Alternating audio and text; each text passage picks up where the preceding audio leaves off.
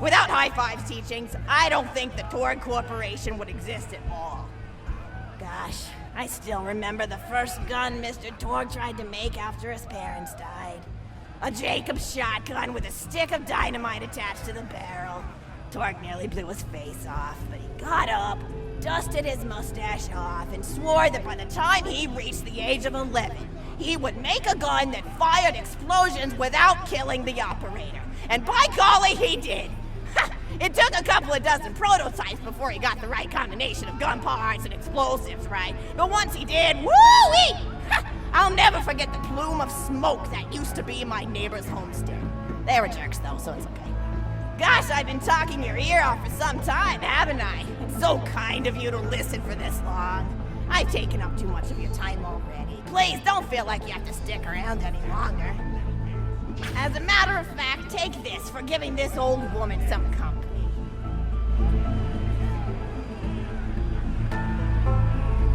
Woo!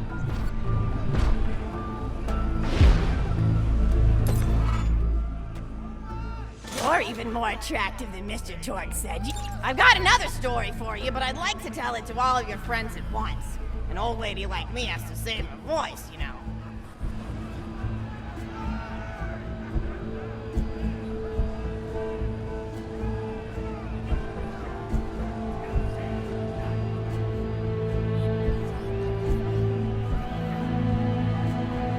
Oh, you still want to talk with me? How incredibly sweet of you. Say, you'll never guess who I saw today. Captain Scarlet. She was robbing my retirement home with a few other brigands, and I recognized her from her wanted poster, and I said, "Oh hey, you fought the Vault Hunter, didn't you?" And she bowed all elegantly and said something like, "Indeed I did, madam," and said that you were really good at fighting, and that you beat her fair and square. She didn't seem to harbor much of a grudge about it. Nice girl. You should think about meeting up with her again if you're not shacked up with anybody, you know? I mean, of course, you probably are. Gorgeous hunk of a Vault Hunter like you. I bet you're beating away suitors left and right. Look, you're blushing. Oh, I could just eat you up. Mr. Torg was so scared of trying to get a date for such a long time. He used to go to parties in high school and just stand in the back without talking to anybody. I am an introvert! I tried to tell him, I said, don't worry about chasing love. If you chase your dreams, then love will follow. See, that's the thing people don't get. You watch Echo films and they're just awful. They teach you that the only way to be with someone is just to pursue them over and over until they decide they like you. In reality, you know when you like someone almost immediately. You can't really convince somebody to fall in love with you. You just look like a stalker. But if you do things that you're interested in, like making guns that explode or killing mercenaries, then people will see that confidence and skill you have and they'll be attracted to it. There's always a fine line between that kind of confidence and narcissism, you know? There's nothing worse than somebody who wants to be famous. I remember when Mr. Torg first sold his weapons tech to that board of directors, he was pretty egocentric for a while. Taking pictures of himself and posting them to the EchoNet all the time. Trying to hobnob with every celebrity that used his weapons. He came back home one day with a supermodel under each arm and I said, "Mr. Torg, what are you doing? You've lost sight of who you are. It's been weeks since you actually created a new gun," I said. And it was true. He'd been more obsessed with being well known for doing something great than with actually doing something great. It was a dark point in my life. Thankfully, High Five listened to me and got to work on what would eventually become the Kerblaster. You a fan of the Kerblaster? That was always my favorite. That and the Flacker, which I know a lot of people hate. But there's more to combat than just brute efficiency in this old lady's eyes. Style counts for something. And there's nothing quite like filling the air with tiny little explosions. It's like a fireworks show, except the deaths aren't as sad and unexpected. Actually, that reminds me, now that you're here, I wanted to throw some ideas at you for feedback. I'm a playwright in my spare time, and I'm trying to write a story about an up-and-coming tournament fighter who tries to find love in a gladiatorial arena. And I figure you've got a lot of experience, so your feedback could really be valuable. So the play is called Broken Hearts and Broken Necks. Scene 1. Fade in on an arena just after a battle. Body parts litter the stage. A lone warrior stands in the middle of the stage, a spotlight illuminating her blood-stained arm. She stands, holding her sword triumphantly aloft. Valkyrie. Is there no warrior who can challenge me? Must I be destined to spend my life as the strongest, the bravest, the most invincible warrior this galaxy has seen? For I am Valkyrie, scourge of the gladiatorial games! Exhorted Valkyrie, as she shakes her head in despair. From stage left enter Nodon, a janitor with a heavy heart and an even heavier conscience. He begins sweeping the body parts into a bin, which is colored green, and remember that because that's a symbolic color that will come back, until melancholy overtakes him. He drops his bush broom to the floor and falls to his knees before delivering a heart-wrenching soliloquy. The blood cannot be washed away, not before and not now, even as I attempt to escape the past which haunts me still. Must I live forever as a fraud, sweeping up the trash of others to hide my shame and avoid my pursuers? Must I forever remain on the periphery of joyful combat, ever watchful but never participating? Then, with a clatter of armor, Valkyrie re-enters on stage right. Good morrow, lowly janitor. I heard a noise and thought it worth investigating. No, no. Oh, great Valkyrie, 'twas nothing but the wails of those souls you released from their bodies tonight. Souls that wail in agony as they fly upward to Valhalla. Valkyrie. Fools! What have they to wail about? Their agonies are over, ended at the point of my sword. Mine, however, have only yet begun. For it is lonely at the top, and an unchallenged life is a boring one. Nodon. If only I were able to tell her my true identity, I would give her a fight she would not Давайте уже forget. поделаем что-нибудь. Back to Valkyrie. Yes, ma'am, boredom is the true tragedy. May you one day find challenge in combat. Stupid. Nodon picks up a giant two-armed bastard sword with almost no effort. Valkyrie aside. What is this? Excellent, Nodon. Stage left. Valkyrie. What strength this janitor possessed? Who is he to pick up a bastard sword with but 2 fingers? What hidden power does he hold? What secrets does he keep? I will endeavor to uncover his past, in the hopes that our swords may cross in battle! Excellent. End of scene. Scene 2. The interior of the governor's house. The table is set with varied teas and biscuits. Oh, Помогай команде! feedback on the first scene. Did you like it?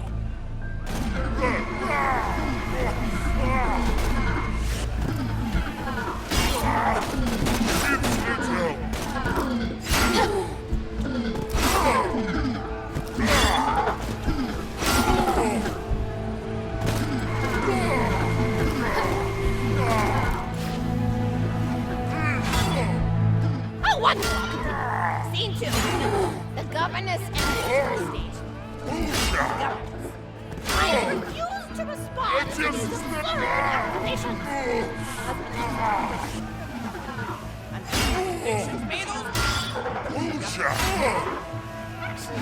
Должен побыть один. Нормально у тебя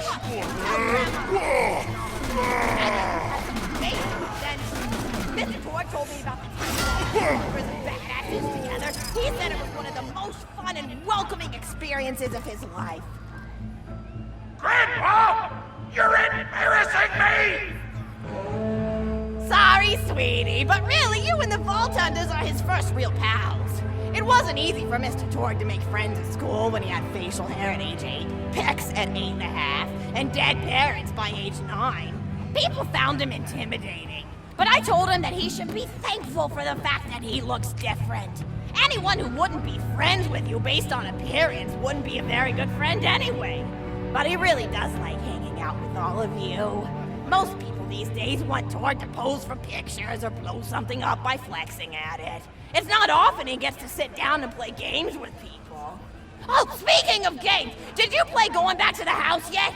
It's a new echo simulation about exploring a log cabin you lived in when you were a kid. There's no violence or anything. You just walk around looking at cereal boxes and remembering people you made out with. I really like where echo sims have gone in the past few years, don't you? There seem to be a lot more of them with interesting things to do beyond shooting people, and the writing has gotten so tight and concise. For instance, did you ever play The Samurai's Marker? The whole game's story was delivered through haiku. Did Zero write it or something? No, I'm just joshing. I know you're too busy for that. But oh yeah, I was playing at the end of the pointed gun last night on my Echo Sim player, and wow, is that fun. It's about a guy who punches people and smacks himself in the face with doors. Easily one of the best punch-related comedy sims ever. But oh, I'm really looking forward to this game called Robot Hunter Assault Squadron, which is this big randomized survival game about throwing bottles at trees and accidentally scaring birds. In the demo version, I scared a bird so hard it died. 10 out of 10 in my book. But what kind of things do you do for fun? You play any sports? You look like you might be into some of the more extreme stuff, like spine hurdling or psycho head volleyball. I knew an athlete a lot like you when I was younger. Her name was Nijo, and she was especially gifted at the giblet toss. That's an old pastime we had back when I was younger. Idea was you punch a convict, and then see how far you could make their viscera fly across a big field. You got points based on distance and the size of the viscera. She won the final round of the giblet toss championship by getting a left eyeball to cross the 300-meter mark. They said she was juicing with iridium, but I think they were just angry that she dethroned the reigning champ, misogynistic Jeff. People really liked him for some reason. Hey, what's your favorite food? Mine's burgers, personally. People look at you like you're a pleb or something when you say you like burgers, but just think of all the things you can do with them. You can change out the patty, play around with the toppings, change what sides you have. You ever have a burger with veggie chips? Gosh, I all but forgot about fries for about a year after I discovered the veggie chip combo.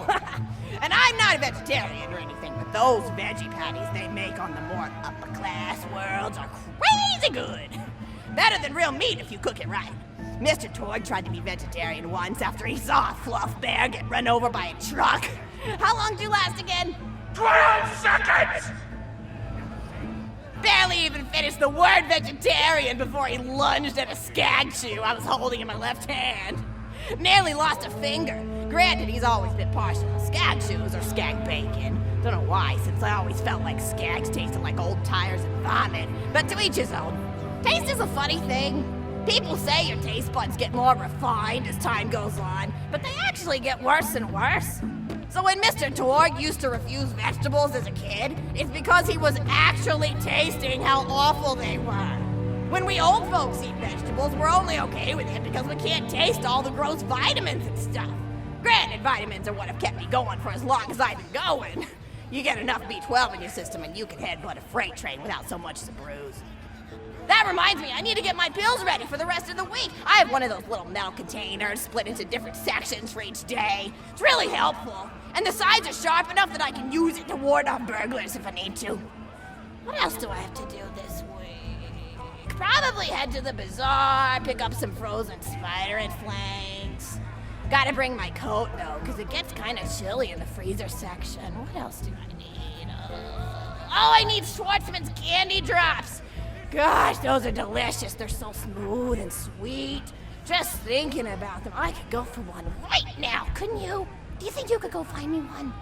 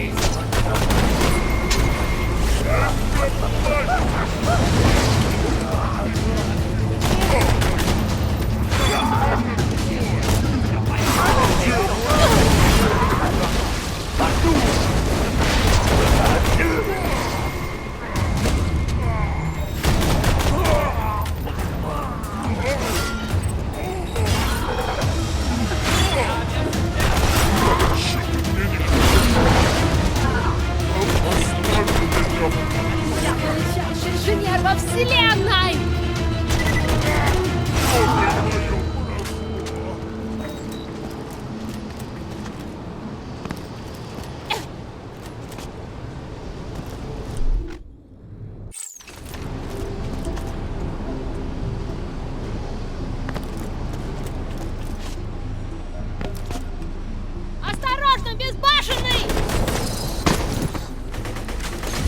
Я только выполняю приказы!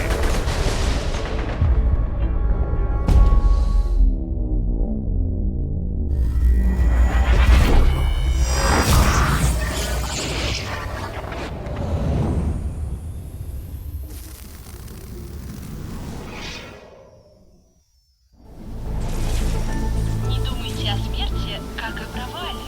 Подумайте, как это весело. Не думайте о гиперионских станциях планирования, как о способе нажиться на войне. Подумайте, как нам весело.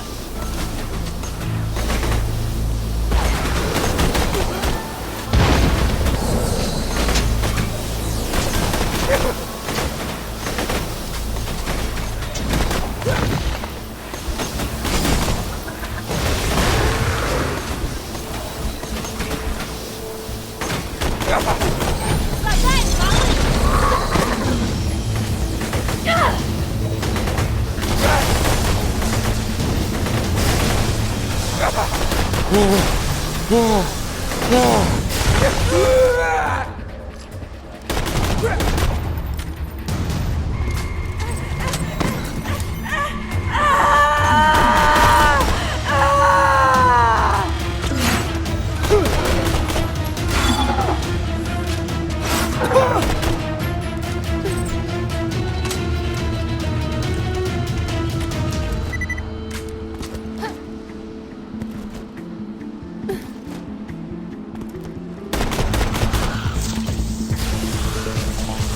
Окей, продолжаем.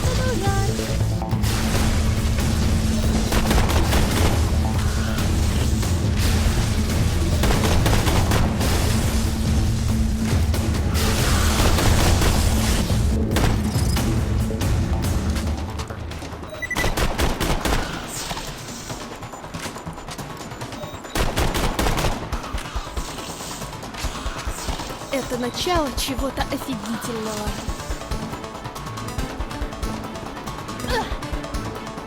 That's a Schwartzman candy drop. Grab it for me, will ya? Oh, I can taste it already.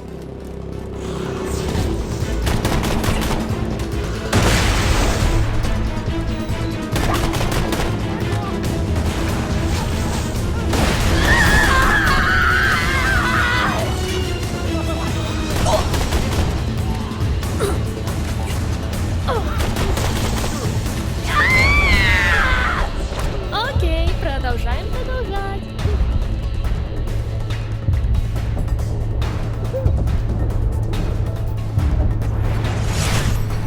Oh, wonderful. Bring it back here and I'll finish my story. Красный металл. Обожаю это сочетание.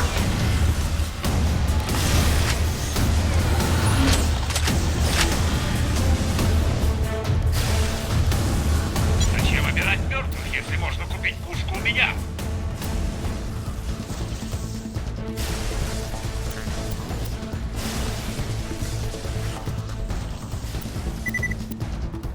Порви, какую-нибудь грелку, а?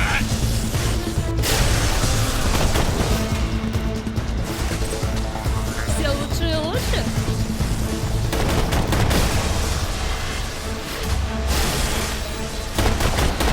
Ты прекрасен, Ангелина.